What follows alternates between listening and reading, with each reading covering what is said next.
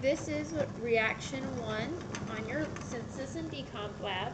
What we're doing is we already have the Bunsen burner lit, and we're lighting a strip of magnesium on fire. Again, this is reaction 1. Watch what happens.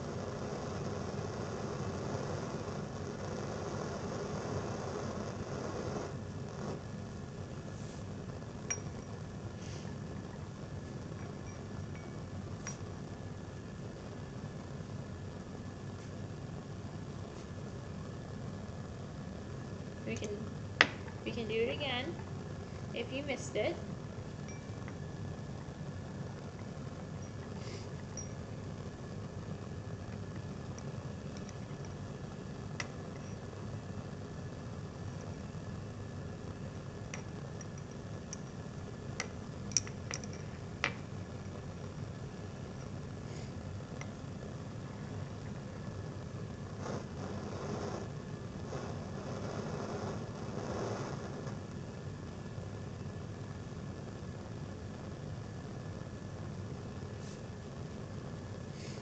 So that is reaction 1.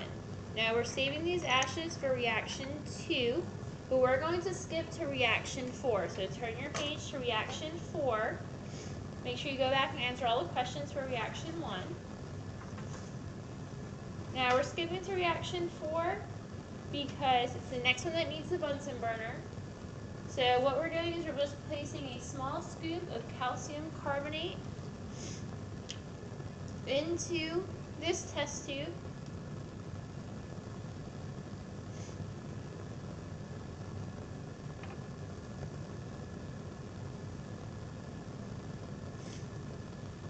And what we're going to do is we are going to heat this test tube up for about 2 minutes. Notice how I go in and out of the fire. If the test tube were to stay in the fire, we could possibly melt the test tube.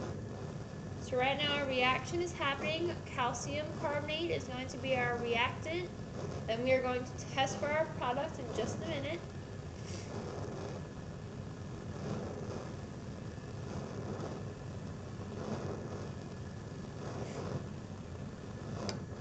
Now whenever you use heat for a reaction, what you're going to do is you're going to put a triangle on top of the yields arrow. That will tell you that you're adding heat so that the reaction can occur.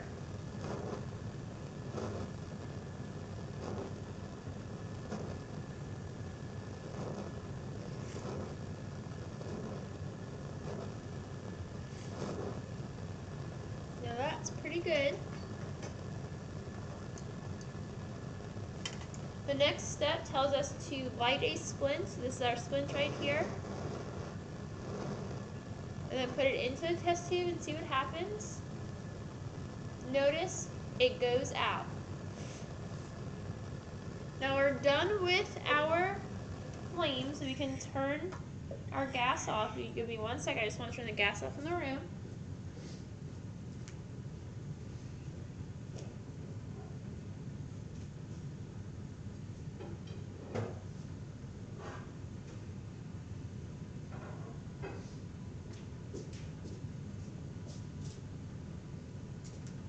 So that is reactions 1 and 4. So now we're going to go back to reaction 2. Now reaction 2 uses the product from reaction 1, and it tells us to put some water into the evaporating dish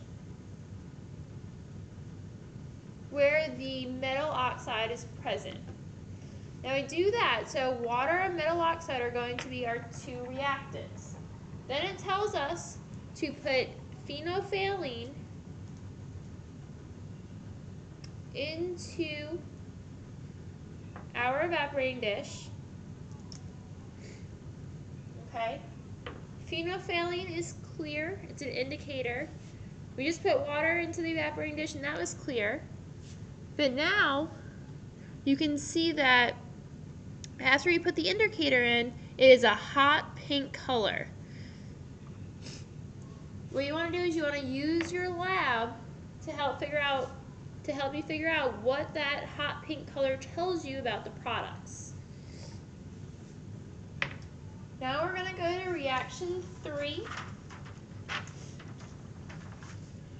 Reaction 3 says we have carbon dioxide and water. So what you're going to do is you're just going to put a little tap water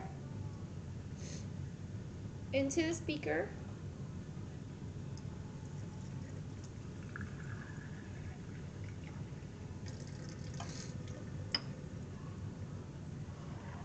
And then it tells you to put some bromophenol blue in as well, just a few drops. Okay, so this is another indicator.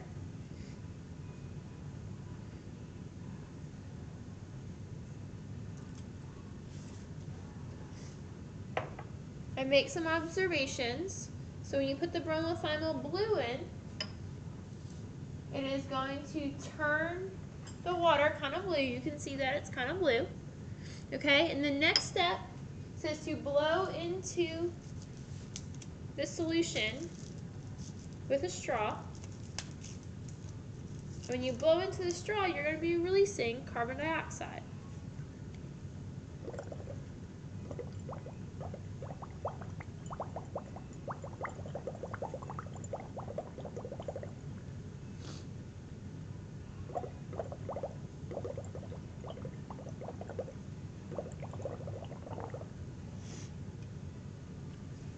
Notice how it is not blue anymore, it is a yellow color.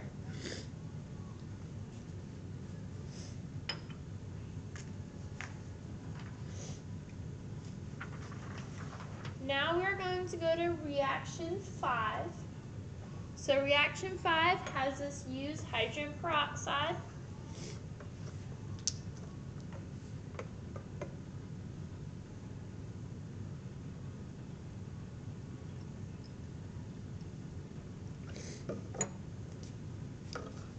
And then it tells us to light a splint. And since I know this by myself, I am going to make sure I have my catalyst ready. Remember, the catalyst is not a reactant, it's just used to help the reaction occur at a faster pace. This reaction would happen regardless, just a lot more slowly.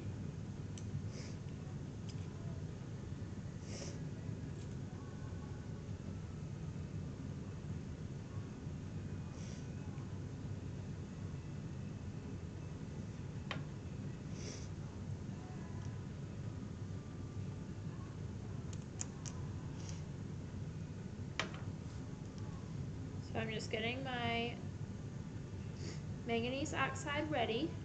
Okay.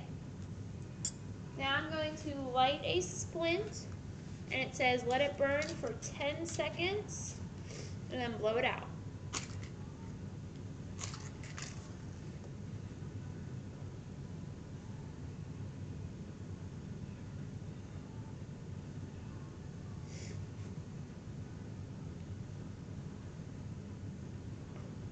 Now I'm going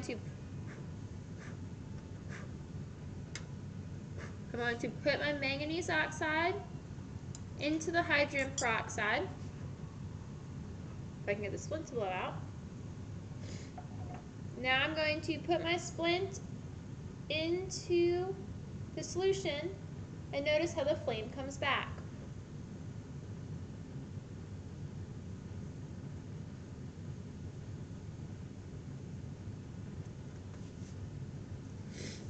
Those are all 5 of your reactions. Make sure you answer all the questions to complete the lab.